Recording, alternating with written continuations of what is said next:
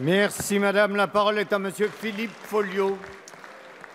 Monsieur le Premier ministre, la République française est-elle toujours une et indivisible?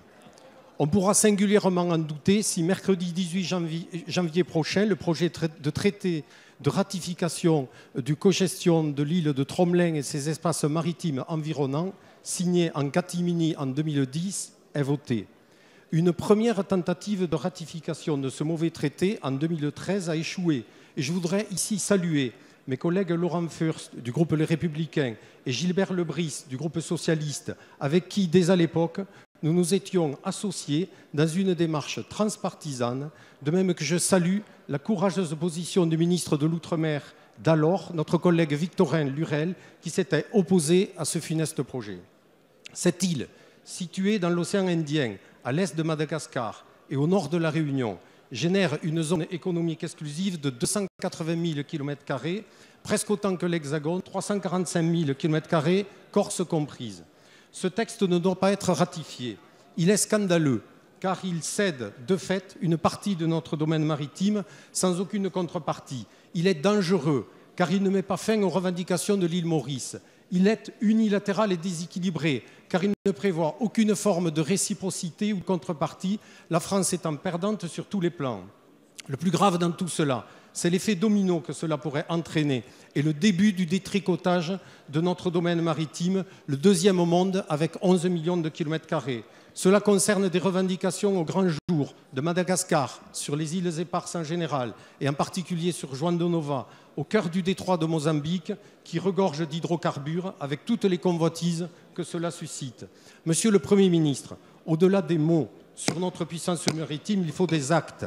Vous devez, comme votre prédécesseur, avoir la sagesse de retirer le projet de ratification de ce traité de l'ordre du jour de l'Assemblée. Merci. La parole est à monsieur Matthias Fekl, secrétaire d'État chargé du commerce extérieur, de la promotion du tourisme et des Français de l'étranger.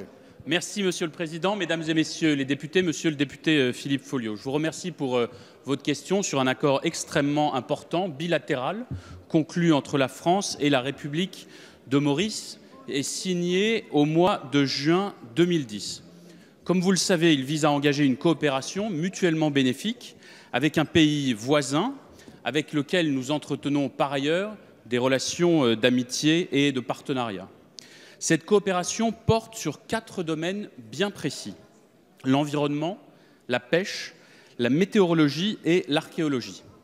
Il ne saurait bien sûr être question, et c'était l'un des cœurs de votre question, de mettre en cause la souveraineté de la France dans la région, et en particulier sur Tromelin. Rien dans la mise en œuvre de cet accord ne peut constituer une base de contestation de notre souveraineté. Toutes les garanties juridiques ont été prises, et en particulier l'article 2 de l'accord qui est soumis à ratification est précis à ce sujet et ne laisse pas de marge d'interprétation. Je veux vous rappeler qu'en décembre 2012, le Sénat avait approuvé ce texte et qu'en commission des affaires étrangères, ici à l'Assemblée nationale, vos collègues l'ont voté à l'unanimité. Cet accord a donné lieu à beaucoup d'interprétations, mais ne laissons pas répandre l'idée que la France puisse, de quelque manière que ce soit, abandonner ses territoires et renoncer à sa souveraineté.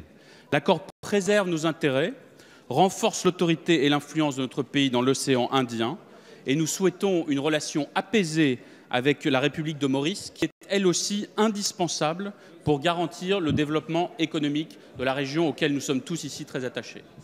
Merci.